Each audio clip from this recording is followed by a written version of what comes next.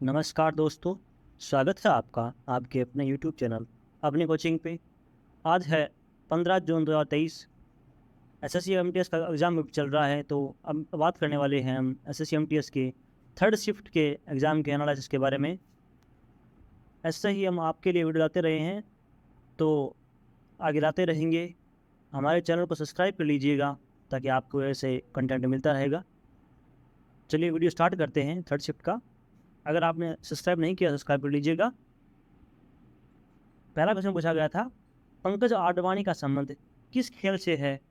तो उनका संबंध है बिलियर्ड्स और स्नूकर के खिलाड़ी हैं पंकज आडवाणी।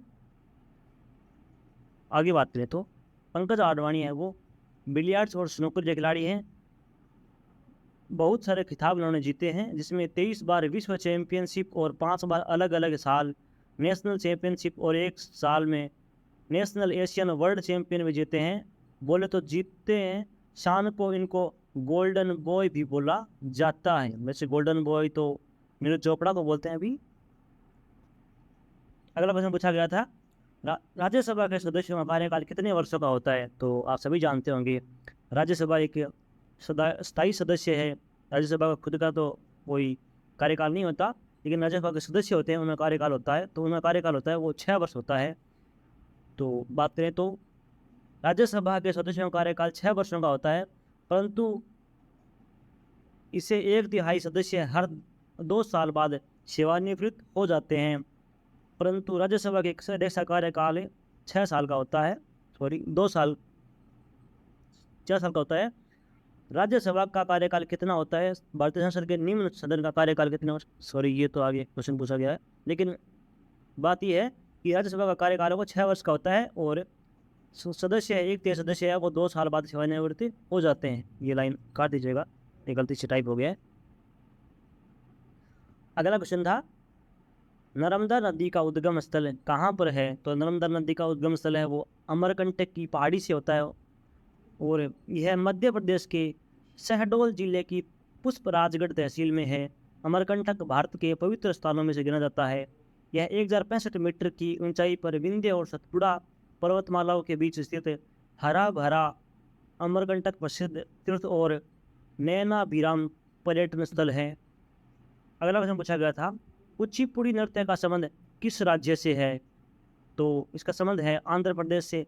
इसकी प्रसिद्ध नृत्यांगना है वो यामिनी कृष्णमूर्ति, राधा रेड्डी, लक्ष्मी नारायण शास्त्री, राजा रेड्डी, ये इसकी प्रसिद्ध नृत्यांगना है। और बात करें तो कुचिपुड़ी भारतीय नृत्य की एक परंपरागत शैली है। इस शताब्दी के तीसरे व चौथे दशक के आसपास यह नृत्य शैली इस नाम के नृत्य नाटक की लंबी तथा समृद्ध परंपरा से उद्धृत हुई।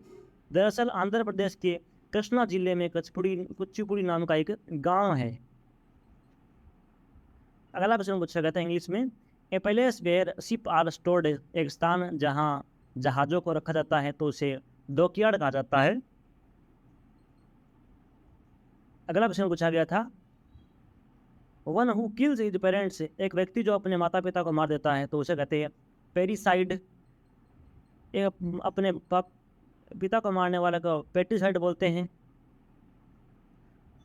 अगला क्वेश्चन पूछा गया था, कथकली से संबंधित व्यक्ति और यह कहाँ का नृत्य है? तो कथकली है वो केरल का प्रसिद्ध नृत्य है।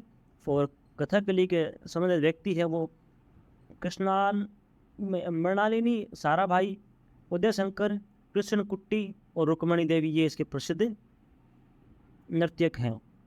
अगला क्वेश्चन पूछा गया था, मिताली राज की आत्मकथा का नाम क्या है? तो इनका नाम है अनगार्डेड एन ऑटोबायोग्राफी। दोस्तों, ये क्वेश्चन मैंने फर्स्ट शिफ्ट में करवाया था, तो उसमें आपको मैंने बताया था एक्स्ट्रा फैक्ट के साथ में कि ये बुक और ऑथर है, अभी खिलाड़ियों से संबंधित पुस्तकें हैं, उनका नाम भी आपको लिस्ट पूरी बताई थी।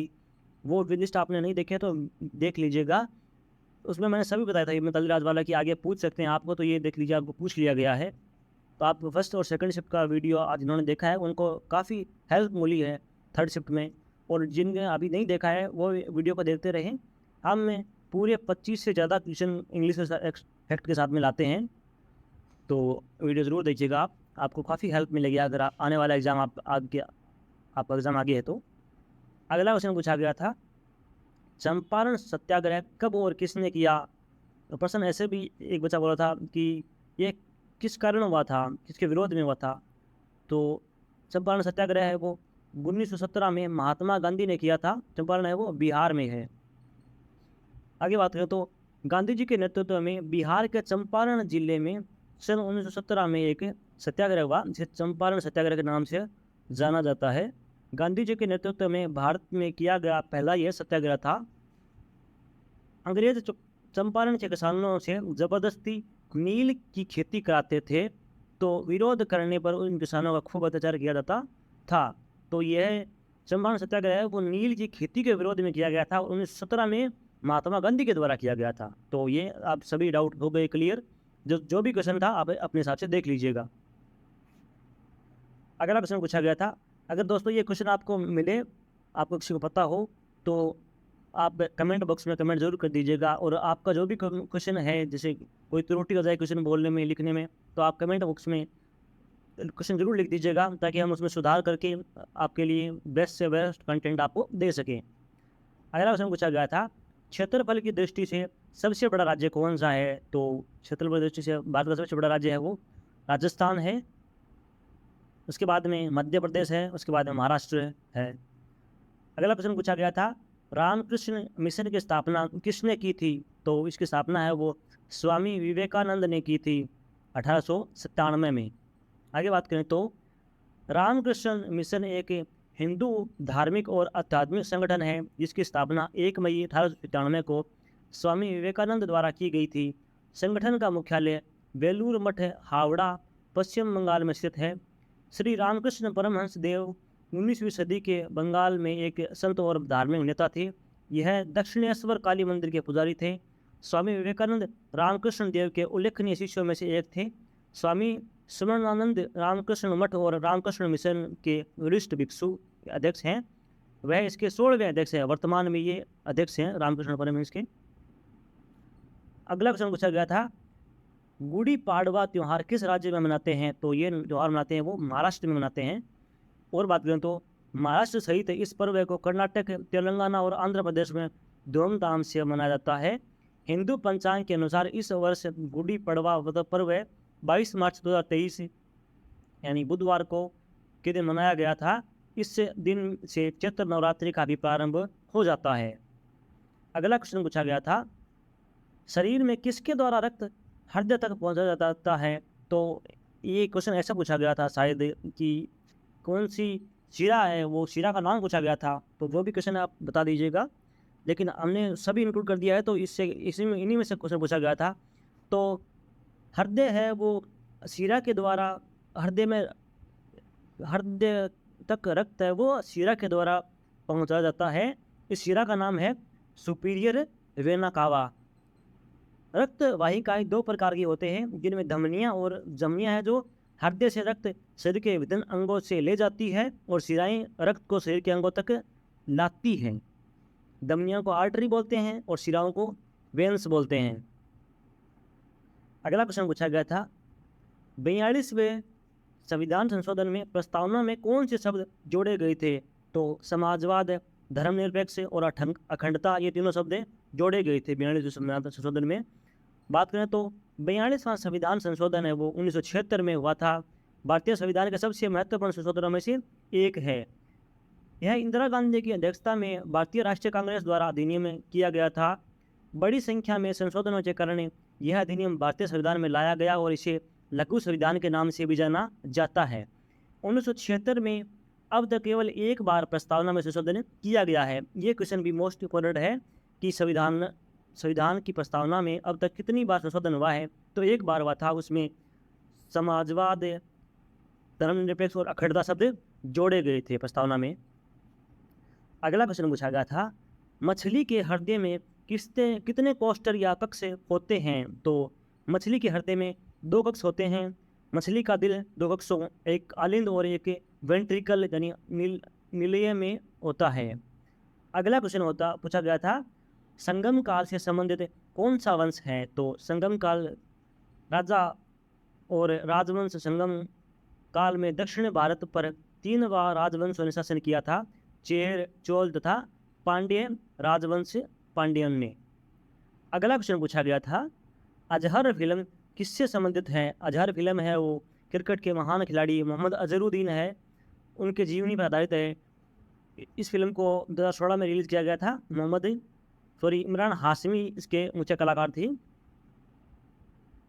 अगली बात करें तो सितार से संबंधित एक कलाकार पूछा गया था कोई इनमें से, तो सितार से संबंधित महान कलाकार हैं वो पंडित रविशंकर है। अन्य कलाकार हैं वो पंडित रविशंकर, निखिल बनर्जी, विलायत खान, वंदे हसन, साहिर परवेज, उमा शंकर मिश्र, बुद्धादित्य मुखर्जी, इनमें से कोई एक का नाम पूछा गया था। अगला क्वेश्चन पूछा गया था, पहली मिलियन सिटी कौन सी है? तो पहली मिलियन सिटी है वो टोक्यो है। विश्व का सबसे पहला मिलियन सिटी टोक्यो है जो जापान की राजधानी है।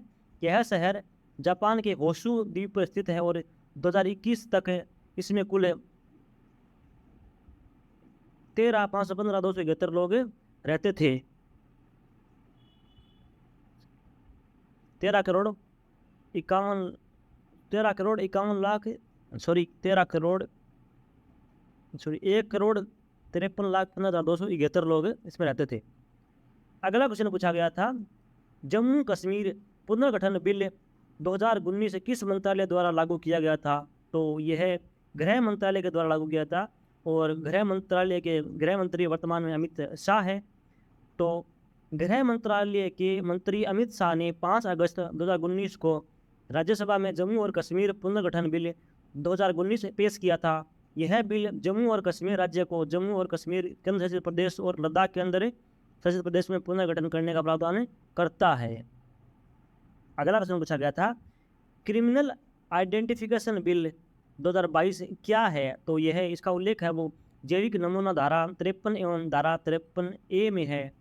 तो क्रिमिनल प्रोसीजर यानी आइडेंटिफिकेशन बिल 2022 में प्रावधान किया गया है जो कि गंभीर अपराध के मामले हैं या जिसमें 7 साल से ज़्यादा सज़ा हो सकती है या फिर महिलाओं और बच्चों के खिलाफ किए गए अपराध में आरोपी और संदिग्ध के सैंपल लिए जा सकेंगे। बायोमेट्रिक सैंपल के तहत आरोपियों का रेटिना स्कैन हो सकता है यानी आंखों का स्कैन हो सकता है। यह इसका पूरे आइडेंटिफिकेशन बिल का उल्लेख है।